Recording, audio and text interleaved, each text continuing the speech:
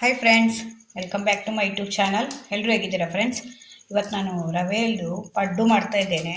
ರವೆಯಲ್ಲಿ ಮಾಡೋವಂಥ ಪಡ್ಡಿದು ಅಕ್ಕಿ ದೋಸೆಗೆ ರುಬ್ತೇವಲ್ಲ, ಅದರಲ್ಲಿ ಕೂಡ ಪಡ್ಡು ಮಾಡ್ತಾರೆ. ಇವತ್ತು ನಾನು ರವೆಯಲ್ಲಿ ಮಾಡ್ತಾಯಿದ್ದೇನೆ. ಅದಕ್ಕೆ ನೋಡಿ, ಒಂದು ಕಪ್ಪಷ್ಟು ನಾನು ರವೆ ತಗೊಳ್ತಾ ಇದ್ದೇನೆ. ಇದು ಬಾಂಬೆ ರವೆ, ಉಪ್ಪಿಟ್ಟೆಲ್ಲ ಮಾಡ್ತೇವಲ್ಲ, ಸಣ್ಣ ರವೆ, ಅದೇ ಇದು. ಇದರಲ್ಲಿ 1 ಕಪ್ಪಷ್ಟು ತಗೊಳ್ತಾ ಇದ್ದೇನೆ ನಾನು, ಫುಲ್ಲು 1 ಕಪ್ಪು.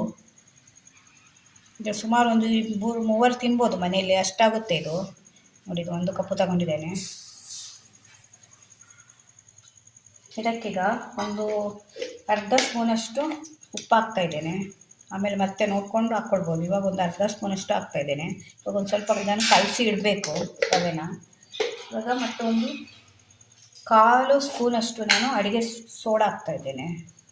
ಜಾಸ್ತಿ ಬೇಡ, ಇದು ಇನ್ಸ್ಟೆಂಟ್ ಪಡ್ಡು ಅದರಿಂದ ನಿಮಗೆ ಒಂದು ಸ್ವಲ್ಪ ಅದು ಸೆಟ್ ಆಗಬೇಕಲ್ಲ, ಅದರಿಂದ ಒಂದು ಸ್ವಲ್ಪ 1/4 ಸ್ಪೂನಷ್ಟು ಸೋಡಾ ಹಾಕ್ತಾ ಇದ್ದೇನೆ.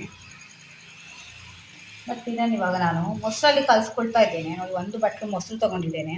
ನೀವು ನೀರಲ್ಲಿ ಕೂಡ ಕಲಿಸ್ಕೊಳ್ಬೋದು, ಆದರೆ ಮೊಸರಲ್ಲಿ ಕಲಿಸ್ಕೊಳ್ಳೋದಿಲ್ಲ. ನಿಮಗೆ ಪಡ್ಡು ಏನಾಗುತ್ತೆ ಅಂದರೆ ಸಾಫ್ಟಾಗಿ ಬರುತ್ತೆ. ಇದನ್ನು ಹಾಕಿ ಇದಕ್ಕೆ ಮತ್ತೆ ಬೇಕಾದ್ರೆ ನೀರು ಹಾಕ್ಕೊಳ್ಬೋದು. ಫಸ್ಟು ಸ್ವಲ್ಪ ಕಲಿಸ್ಕೊಳ್ಳುವಾಗ ಮೊಸರು ಹಾಕಿ ಕಲಿಸ್ಕೊಳ್ಳಿ.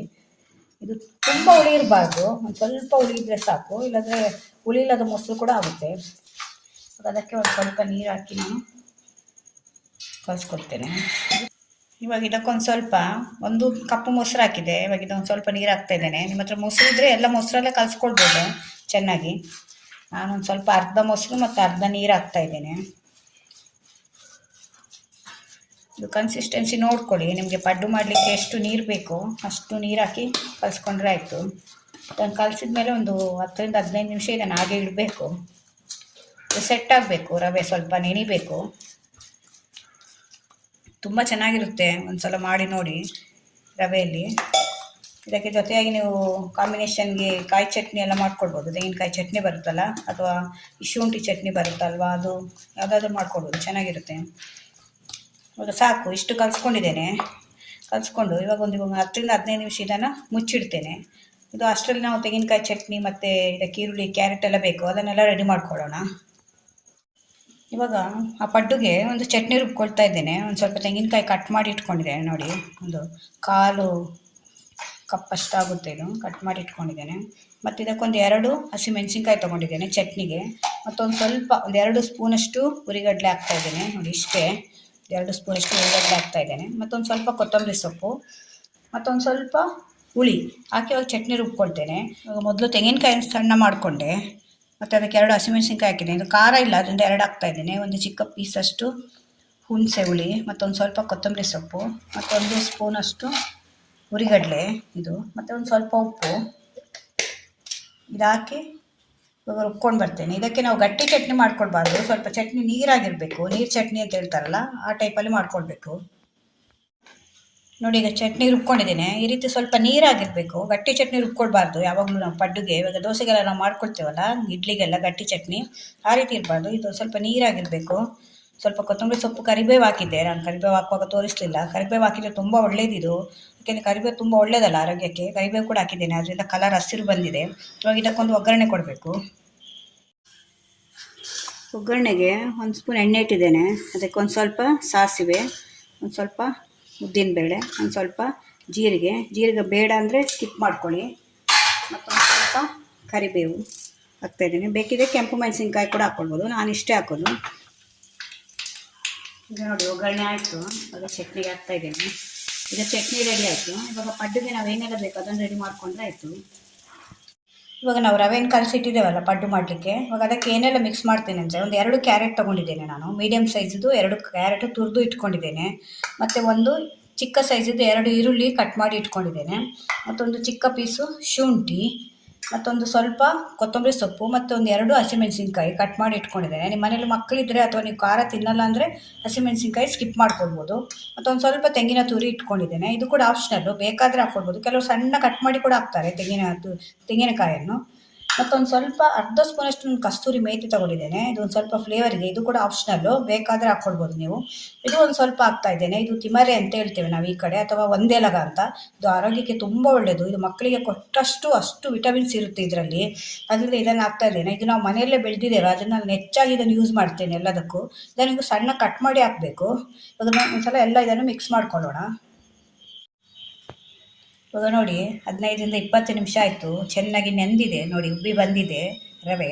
ನೋಡಿ 1 ಕಪ್ ಹಾಕಿದ್ದು ನಾವು, ಎಷ್ಟಾಗಿದೆ ನೋಡಿ. ಅದರಿಂದ ರವೆ ತುಂಬ ಜಾಸ್ತಿ ಆಗುತ್ತೆ. ನಾವು 1 ಕಪ್ ಹಾಕಿದರೆ 1.5 ಕಪ್ ಅಷ್ಟು ಅದು ನೆನೆಯುವಾಗ ಜಾಸ್ತಿ ಆಗುತ್ತೆ. ಅದರಿಂದ ನಿಮ್ಗೆ ಎಷ್ಟು ಬೇಕೋ ಅಷ್ಟು. ಇದರಲ್ಲಿ ಸುಮಾರು ನಿಮ್ಗೊಂದು 20-25ವರೆಗೂ ಪಡ್ಡು ಆಗುತ್ತೆ ಇದು. ಇವಾಗ ಇದಕ್ಕೆ ಒಂದೊಂದನ್ನೇ ಮಿಕ್ಸ್ ಮಾಡ್ತೇನೆ. ಮೊದಲು ನಾನು ಕ್ಯಾರೆಟ್ ಹಾಕ್ತಾ ಇದ್ದೇನೆ. 2 ಕ್ಯಾರೆಟ್ ತೊಗೊಂಡಿದ್ದೆ, ಮೀಡಿಯಮ್ ಸೈಜು, ಸಣ್ಣ ಸೈಜ್ ಇದ್ದಿದ್ದು. ನಿಮಗೆ ಜಾಸ್ತಿ ಆಗುತ್ತೆ ಅಂದರೆ 1 ತಗೊಳ್ಳಿ. ಇದನ್ನು ಅದಕ್ಕೆ ಇದಾಗ್ತಾಯಿದೆ. ಮತ್ತು ಈರುಳ್ಳಿ ತಗೊಂಡಿದ್ದೆ, ಅದನ್ನು ಕೂಡ ಹಾಕ್ತಾ ಇದ್ದೇನೆ. ಮತ್ತು ಶುಂಠಿ, ಇದು ಶುಂಠಿ ಹಾಕೋದ್ರಿಂದ ನಮಗೆ ಡೈಜೆಷನ್ ಎಲ್ಲ ಚೆನ್ನಾಗಾಗುತ್ತೆ. ಇನ್ನೂ ಬೇಕಾದ್ರೆ ಸಣ್ಣ ಕಟ್ ಮಾಡ್ಕೊಳ್ಳೋದು, ಇಲ್ಲ ಮಿಕ್ಸಿಯಲ್ಲಿ ಹಾಕ್ಕೊಂಡು ಕೂಡ ಹಾಕ್ಕೊಳ್ಬೋದು ನೀವು. ತೆಂಗಿನಕಾಯಿ ತುರಿ, ಇದು ಆಪ್ಷನಲ್ಲು, ನಿಮಗೆ ಬೇಕಾದರೆ ಹಾಕ್ಕೊಳ್ಳಿ, ಆದರೆ ಒಂದು ರುಚಿ ಬರುತ್ತೆ ತೆಂಗಿನಕಾಯಿ ತುರಿ ಹಾಕೋದ್ರಿಂದ. ಮತ್ತು ಇದರಲ್ಲಿ ಹಸಿಮೆಣಸಿನ್ಕಾಯಿ ಮತ್ತು ಕೊತ್ತಂಬರಿ ಸೊಪ್ಪು ಎರಡನ್ನು ಹಾಕ್ತಾ ಇದ್ದೇನೆ. ಮತ್ತಿದು ಕಸ್ತೂರಿ ಮೇಥಿ ಅಂತ, ಇದನ್ನು ಕೂಡ ಹಾಕ್ತಾ ಇದ್ದೇನೆ. ಮತ್ತು ಇದು ನಾನು ಹೇಳಿದೆಲ್ಲ ಒಂದೇಲಗ, ಇದು ಬ್ರಾಹ್ಮಿ ಅಂತ ಕೂಡ ಕರೀತಾರೆ. ತುಂಬ ಆರೋಗ್ಯಕ್ಕೆ ಒಳ್ಳೆಯದು. ನೀವು ಸಣ್ಣದ್ರಿಂದ ಮಕ್ಕಳಿಗೆ ಇದನ್ನು ಕೊಟ್ಕೊಳ್ತಾ ಬಂದರೆ ಅವರಿಗೆ ನೆನಪಿನ ಶಕ್ತಿ ಜಾಸ್ತಿ ಆಗುತ್ತೆ. ತುಂಬ ಆರೋಗ್ಯಕ್ಕೆ ಒಳ್ಳೆಯದು. ಅದು ಇದನ್ನು ಕೂಡ ಹಾಕ್ತಾ ಇದ್ದೀನಿ. ಎಲ್ಲ ಹಾಕಿದ ಮೇಲೆ ಒಂದ್ಸಲ ಚೆನ್ನಾಗಿ ಮಿಕ್ಸ್ ಮಾಡ್ಕೊಳ್ಬೇಕು. ಈ ಟೈಮಲ್ಲಿ ನಿಮಗೆ ಮತ್ತೆ ಬೇಕಾದರೆ ಸ್ವಲ್ಪ ಮೊಸರನ್ನು, ಅಥವಾ ಸ್ವಲ್ಪ ಗಟ್ಟಿ ಆಯಿತು ಅಂತ ಅನಿಸಿದರೆ ಸ್ವಲ್ಪ ಮೊಸರು ಅಥವಾ ನೀರು ಮಿಕ್ಸ್ ಮಾಡ್ಕೊಳ್ಬೋದು. ಮತ್ತು ಉಪ್ಪು ಕೂಡ ನೋಡ್ಕೊಳ್ಳಿ. ಆವಾಗ ನಾನು ಅರ್ಧ ಸ್ಪೂನ್ ಹಾಕಿದ್ದೆ. ಈ ಟೈಮಲ್ಲಿ ನಿಮಗೆ ಉಪ್ಪು ಬೇಕಾದರೆ ಮಿಕ್ಸ್ ಮಾಡ್ಕೊಳ್ಬೋದು. ಇವಾಗ ನೋಡಿ ಮಿಕ್ಸ್ ಮಾಡಿದೆ, ಆದರೆ ಇವಾಗ ಒಂದು ಸ್ವಲ್ಪ ಗಟ್ಟಿ ಇದೆ. ಇದು ನಮಗೆ ಪಡ್ಡು ಹಾಕ್ಲಿಕ್ಕೆ ಬರಲ್ಲ ಈ ಕನ್ಸಿಸ್ಟೆನ್ಸಿಯಲ್ಲಿದ್ದರೆ. ಇವಾಗ ಇದಕ್ಕೊಂದು ಸ್ವಲ್ಪ ನೀರು ಮಿಕ್ಸ್ ಮಾಡ್ತಾ ಇದ್ದೇನೆ. ಬೇಕಾದ್ರೆ ಮೊಸರು ಕೂಡ ಮಿಕ್ಸ್ ಮಾಡ್ಕೊಳ್ಬೋದು ನೀವು. ನಾನು ನೀರೇ ಹಾಕ್ತಾ ಇದ್ದೇನೆ. ನೀರು ಹಾಕಿದ್ರೆ ಬೇಕಾದ್ರೆ ನೀವು ಮೊಸರಲ್ಲಿ ಕೂಡ ಫುಲ್ ಕಲಿಸ್ಕೊಳ್ಬೋದು. ಅದು ನೀರೇ ಅರ್ಧ ಮೊಸರು ಅರ್ಧ ನೀರು ಹಾಕಿದರೆ ಕೂಡ ಅಷ್ಟೇ ಸಾಫ್ಟ್ ಬರುತ್ತೆ ನಿಮಗೆ.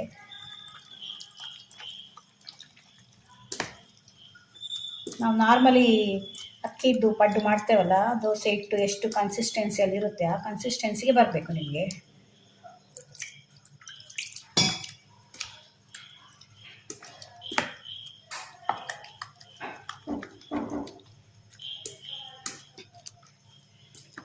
ನೋಡಿ ಕನ್ಸಿಸ್ಟೆನ್ಸಿ ಇದ್ದರೆ ಸಾಕು.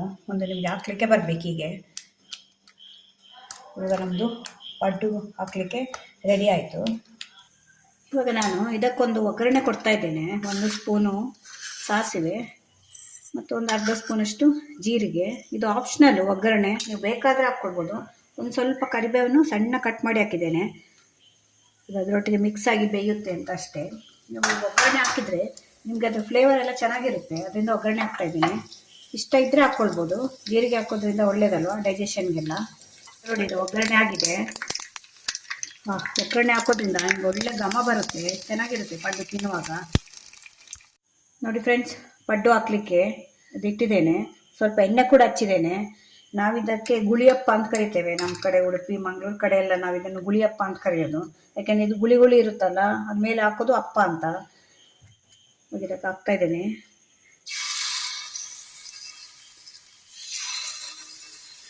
ತುಂಬ ತುಂಬಿಸಬೇಡಿ, ಯಾಕೆಂದರೆ ರವೆ ಆದ್ರಿಂದ ಅದು ಉಬ್ಬಿ ಮೇಲೆ ಬರುತ್ತೆ.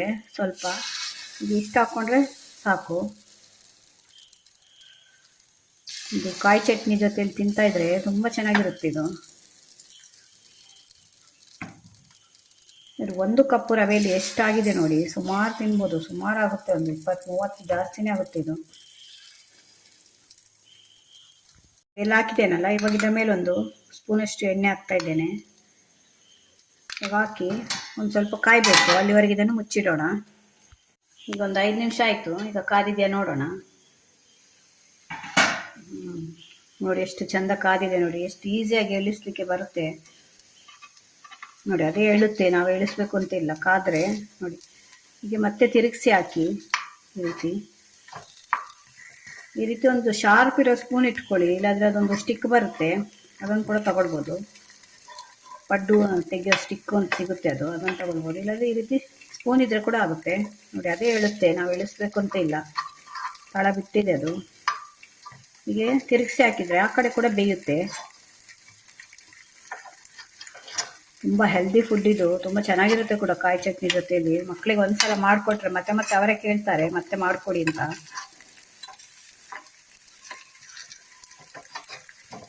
ಯಾವಾಗಲೂ ನಾವು ಅಕ್ಕಿ ಹಿಟ್ಟಿದೆ ತಿಂತೇವಲ್ಲ, ಇದು ರವೆಯಲ್ಲಿ ಒಂದು ಸ್ವಲ್ಪ ಡಿಫ್ರೆಂಟ್ ಇರುತ್ತೆ. ಈಗೆಲ್ಲ ನೋಡಿ ತಿರುಗಿಸಿ ಹಾಕಿದ್ದೇನೆ. ತಿರುಗಿಸಿ ಹಾಕಿದ್ಮೇಲೆ ಒಂದು 2 ನಿಮಿಷಕ್ಕಾದರೆ ಸಾಕು. ಆಲ್ರೆಡಿ ಅದು ಬೆಂದಿದೆ, ಕ್ರಿಸ್ಪಿಯಾಗಿ ಬಂದಿದೆ ನೋಡಿ. ಈಗ ಆಯಿತು, ಈಗ ತೆಗೆಯೋಣ. ನೋಡಿ ನೋಡಿ ಹೇಗೆ ಬೆಂದಿದೆ ಅಂತ. ಎಷ್ಟು ಸಾಫ್ಟ್ ಬಂದಿದೆ ಅಂದರೆ ಎಷ್ಟು ಸಾಫ್ಟ್ ಬರುತ್ತೆ. ಈಸಿಯಾಗಿ ಎಳಿಸ್ಲಿಕ್ಕೆ ಬರುತ್ತೆ, ಏನು ಕಷ್ಟಪಡಬೇಕು ಅಂತ ಇಲ್ಲ. ಹೇಗೆ ಬರ್ತಾ ಇದೆ ನೋಡಿ, ಹೇಗೆ ಕಲರ್ಫುಲ್ಲಾಗಿ ಕಾಣ್ತಾ ಇದೆ. ರುಚಿ ಕೂಡ ಹೇಗೆ ಗಮ್ಮನ್ ಬರ್ತಾ ಇದೆ, ರುಚಿ ಕೂಡ ಅಷ್ಟೇ ಚೆನ್ನಾಗಿರುತ್ತೆ. ಈಗ ಇನ್ನೊಂದು ಸೆಟ್ ಆಗ್ತಾ ಇದ್ದೇನೆ ನೋಡಿ. ಸುಮಾರು 1 ಕಪ್ಪು ರವೆಯಲ್ಲಿ 40ರಷ್ಟು ಪಡ್ಡಾಗಿದೆ. ಸುಮಾರು ಒಂದು 5ರಿಂದ 6 ಜನ ತಿನ್ಬೋದು. ಬೆಳಗಿನ ಟಿಫನ್ಗೆ ಹೇಳಿ ಮಾಡಿಸ್ತಾಗಿದೆ. ಮಕ್ಕಳಿಗೆ ಬಾಕ್ಸಿಗೆ ಕೂಡ ಕೊಡ್ಬೋದು. ಇದು ಈಸಿಯಾಗಿ ಮಾಡ್ಕೊಳ್ಬೋದು. ಎಲ್ಲ ಮನೆಯಲ್ಲಿರುವಂಥ ವಸ್ತುಗಳೇ ನೋಡಿ. ಕ್ಯಾರೆಟ್, ಈರುಳ್ಳಿ, ರವೆ ಎಲ್ಲರ ಮನೆಯಲ್ಲಿರುತ್ತೆ ಹೆಚ್ಚಾಗಿ, ಮೊಸರು. ಅದರಿಂದ ಟಿಫನ್ಗೆ ಹೇಳಿ ಮಾಡಿಸ್ದಾಗಿದೆ. ಬೆಳಗಿನ ಟಿಫನ್ಗೆ ಈಸಿಯಾಗಿ ಆಗುತ್ತೆ ಕೂಡ. ಯಾರಾದರೂ ನೆಂಟರು ಬಂದರೆ ಕೂಡ ಮಾಡ್ಕೊಳ್ಬೋದು. ಇದು ಅಕ್ಕಿ ಹಿಟ್ಟು ಅಂದರೆ ಎಲ್ಲ ರುಬ್ಕೊಳ್ಬೇಕಲ್ಲ ನಾವು, ಇದನ್ನು ಇನ್ಸ್ಟೆಂಟಾಗಿ ಮಾಡ್ಕೊಳ್ಬೋದು ನಾವು. ಸ್ವಲ್ಪ ಮೇಲೆ ಎಣ್ಣೆ ಬೇಕಾದರೆ ಮೇಲೆ ಬೇಕಾದರೆ ಮಾತ್ರ ಹಾಕ್ಕೊಳ್ಳಿ. ಡಯಟ್ ಕಾನ್ಷಿಯಸ್ ಇರುವವರು ಕೆಳಗಡೆ ಎಣ್ಣೆ ಹಾಕಿರ್ತೇವಲ್ಲ ಅಷ್ಟೇ ಸಾಕಾಗುತ್ತೆ. ಒಂದು 2ರಿಂದ 3 ನಿಮಿಷ ಮುಚ್ಚಿಡೋಣ. ನೋಡಿ ಫ್ರೆಂಡ್ಸ್, ಈಗ 2 ನಿಮಿಷ ಆಯಿತು. ನೋಡಿ ಎಷ್ಟು ಚೆನ್ನಾಗಿ ಕಾಯುತ್ತೆ. ಅದು ಬೆಂದಾದ್ಮೇಲೆ ಅದೇ ಬಿಟ್ಕೊಳ್ಳುತ್ತೆ. ನೀವು ತೆಗಿಬೇಕು, ಕಷ್ಟ ಬಿಡಬೇಕು ಅಂತ ಇಲ್ಲ. ನೋಡಿ ಬಿಟ್ಕೊಂಡಿದೆ, ಅದೇ ಬಿಟ್ಕೊಳ್ಳುತ್ತೆ ನಿಮಗೆ. ತಿರುಗಿಸಿ ಹಾಕಿದರೆ ಆಯಿತು. ಈ ಕಡೆ ಕೂಡ ಒಂದು ಸ್ವಲ್ಪ ಬೇಯಬೇಕು. ರವೆ ಆದ್ರಿಂದ ನಿಮಗೆ ಬೇಗ ಬೆಂದೋಗುತ್ತೆ.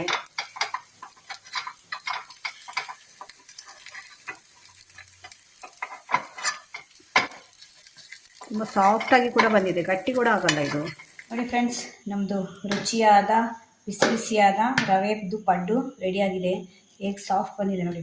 ಬಿಸಿ ಇದೆ ತುಂಬ. ಈ ಮಳೆ ಬರ್ತಾ ಇದೆ, ಮಳೆಗೆ ತುಂಬ ಚೆನ್ನಾಗಿರುತ್ತೆ ಇದು. ಸಾಫ್ಟ್ ನೋಡಿ ಹೇಗಿದೆ ಅಂತ, ಬಿಸಿ ಇದೆ ನೋಡಿ. ನಿಮಗೆ ಕಾಣುತ್ತೆ ಅಂದ್ಕೊಳ್ತೇನೆ, ಅಷ್ಟು ಸಾಫ್ಟ್ ಬಂದಿದೆ ಇದು. ಇದೊಂದು ಕಟ್ ಮಾಡಿ ತೋರಿಸ್ತೇನೆ ನೋಡಿ ಹೇಗಿದೆ.